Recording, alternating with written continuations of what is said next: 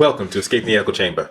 Today we're going to be covering a short speech given by Marjorie Taylor Greene.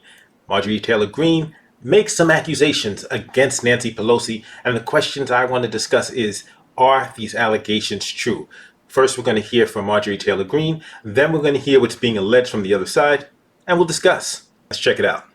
January 3rd was my first day on the job. So you've been here 3 days? That's right, Okay. 3 days. All right. And I looked at the Capitol and thought this was the most secure building that I could possibly be in at least in this city, possibly in the country, because it's our nation's capital. Tragically, we found out it was not, and I was shocked by that.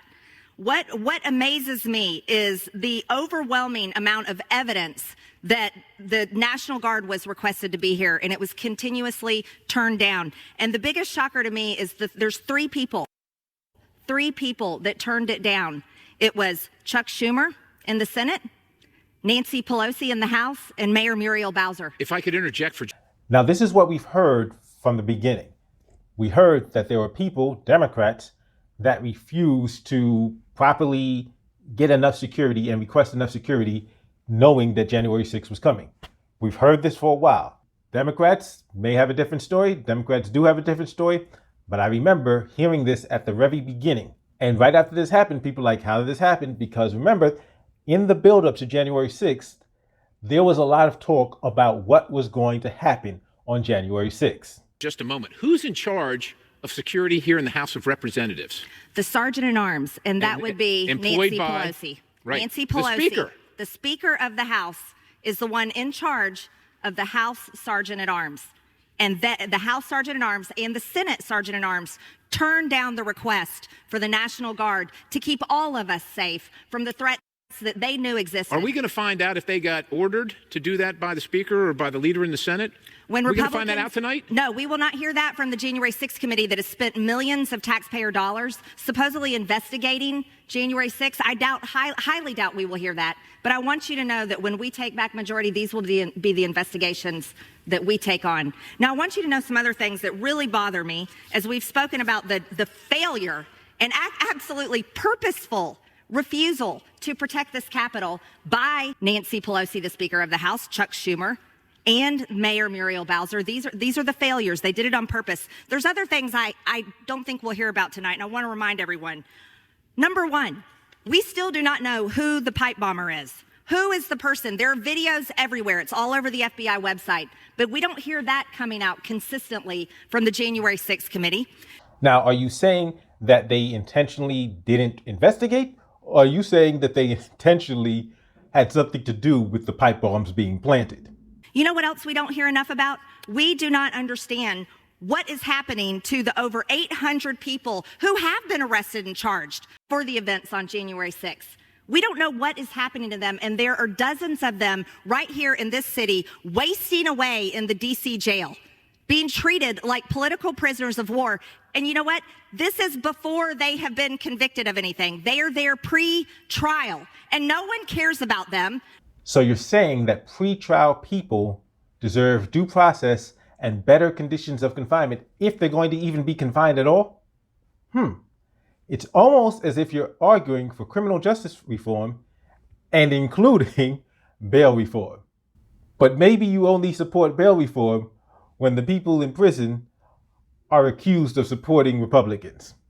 No one on this January 6th committee dares to ask a question, what is happening to these people and why their due process rights are being so flagrantly and horrifically violated pre-trial. Pre-trial, they are sitting in that jail. Do you know they have begged to go to Guantanamo Bay because they think terrorists are treated better than they are treated there. But no one cares about them. These people have been arrested and charged, and they're wasting in jail. You want to know something else that we're probably not going to hear about? What about the fact that there's a man named Ray Epps? Do you know who's not in the D.C. jail? Ray Epps. Ray Epps is not in the D.C. jail. And I know because I went in the D.C. jail. I did not see him there. He also is on video over and over again telling people to go in the Capitol. Well, I'm sure we'll hear about Ray Epps this evening. I don't think we're going to hear about Ray Epps. I don't think so. I don't think he's on the witness list. You know who else we probably won't hear about? The man on the scaffolding, the so-called scaffolding commander that told the crowd told them, sent them, gave them orders to go in the Capitol, storm the Capitol. I haven't heard about him being questioned. Have you? No, I have not. No. You want to know something else? Here's a woman we don't hear anything about. A woman named Roseanne Boylan. According to the Washington Post, the DC medical examiner found that Roseanne Boylan died of an acute methamphetamine intoxication. That was trampled in the tunnel, trampled to death. We never hear anything about this woman. She died in the tunnel of this Capitol, and I saw the video myself when I was in the DC jail from one of the people being held there, pre-trial by the way, of her body being dragged across the floor, and then it was taken somewhere else. Do you know what happened when they were dragging her body away? They pulled her away from someone that was giving her CPR. She was pulled away from life-saving CPR. Why did that happen? Are we going to hear about that from the committee tonight? I doubt it. They don't care about Roseanne Boylan. Here's my major issue. We are representatives of the people of the United States of America, and all I hear from everyone in this body is all they care about is themselves. The American people are suffering from so many things happening from the decisions of this body. But the people in this body and the people in that committee don't care about Roseanne Boylan from Georgia, by the way. They don't care about her family. They don't care about justice for them. They don't care about anything else but, oh, what happened to us on January 6th? Well, what happened to the American cities in 2020 that were burned and looted and destroyed because of BLM violence? Nothing. All that money raised on Act Blue for BLM, it went in their pockets.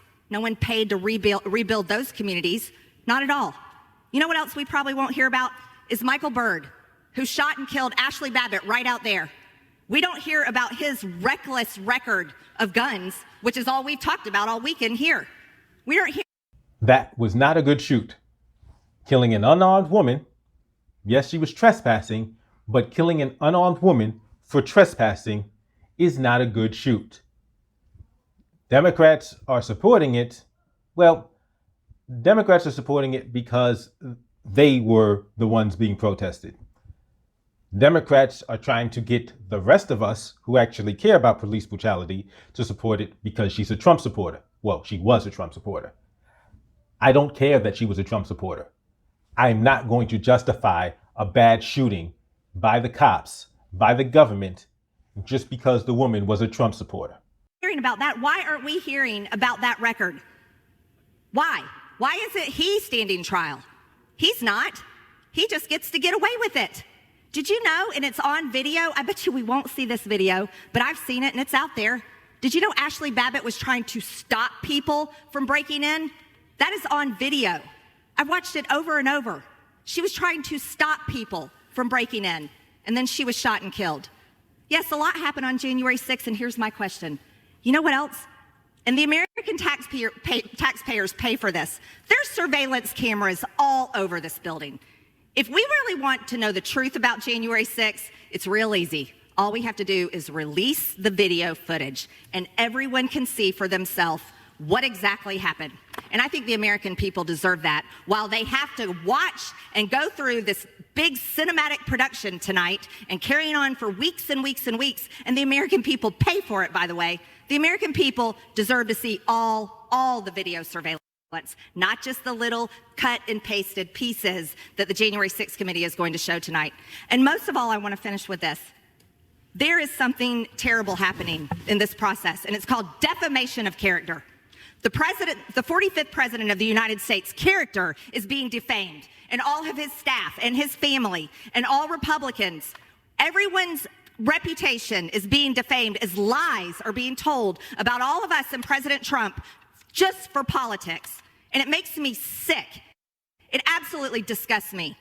If we're supposed to represent the American people and we're supposed to do a good job and uphold this place with honor and keep its reputation good for the people we serve, then we should be truthful. But what's about to happen tonight is not going to be truthful. It's going to be a political narrative, and it's all for politics, and it is sickening. And with that, I'll yield back my time. That's Marjorie Taylor Greene's story. We've seen in the past, Marjorie Taylor Greene isn't the most reliable person, isn't the most trustworthy person, isn't the most knowledgeable person. So you got to take that with a grain of salt. However, the simple fact is, we know that the other side of the aisle is also full of nonsense at any given moment. We can't take any of these people's words at face value. The interesting thing is the AP actually has a fact check debunking this. It starts out with claiming that the AP says, I'm going to read you what the AP says. As Speaker of the House, Pelosi does not direct the National Guard. Further, as the Capitol came under attack, she and the Senate Majority Leader called for military assistance, including the National Guard. Wait a minute. Do they or do they not have the authority to get the National Guard there? Because you can't in one hand say, oh, they don't have the power, and then say, well, they did make the call. So they do have the power. They did have the power to have the National Guard there. Because you immediately contradicted your first statement. I've seen government do this before, like make statements, oh, well, we're not in control, but you could be. But you do have the option of taking control of things. You just chose not to exercise the control that you had. According to the AP, that decision is made by the House Sergeant of Arms, the Senate Sergeants of Arms, just like they said in this video, and the architect of the Capitol. The question is, don't Pelosi and Schumer have the ability to tell them, yes, get this done? The interesting thing to note is, at that time, Mitch McConnell was the Senate Majority Leader. So the House Sergeant of Arms did report to Pelosi. The Senate Sergeant of Arms did report to McConnell, not to Schumer. That's an interesting distinction that they failed to mention in that video. So the interesting thing is that while there's a certain aspect of what the AP was saying that doesn't ring true, once you get to the fact that McConnell was still the Senate Majority Leader, and let's break it down. So remember, the special election for the Georgia Senate took place January 5th. Jon Ossoff and Raphael Warnock were elected on January 5th. Now let's assume that they were elected on January 5th and sworn in on January 6th. Let's assume that. The reason why the Democrats later controlled the Senate was because Kamala Harris was the vice president, the president of the Senate, and she was the tiebreak. On January 6th, Kamala Harris was not the vice president of the United States. Mike Pence was, which means the Republicans still had the tiebreak. Even if Warnock and Ossoff were sworn in and in office on January 6th, the Republicans still had control of the Senate. So, despite the fact that, yes, they're right, Nancy Pelosi did not do what she was supposed to do and had some authority to do. Neither did Mitch McConnell, who was the Senate Majority Leader. Right here is obvious evidence that Marjorie Taylor Greene and the dude that's giving her the microphone, they're involved in lying to their constituents, lying to the American people. But I'm not going to say the Democrats are completely blameless, but there's stuff that they are clearly not telling you. And this is why you can't trust these politicians. As always, don't forget to hit the thumbs up, like, share, subscribe if you haven't subscribed to the channel already. And if you disagree with me, if you think, no, Nancy Pelosi is evil, she's a communist, go ahead and give me a thumbs down. But tell me, why didn't they tell the truth about Mitch McConnell having the authority to call for the National Guard as well? I'll see you next time.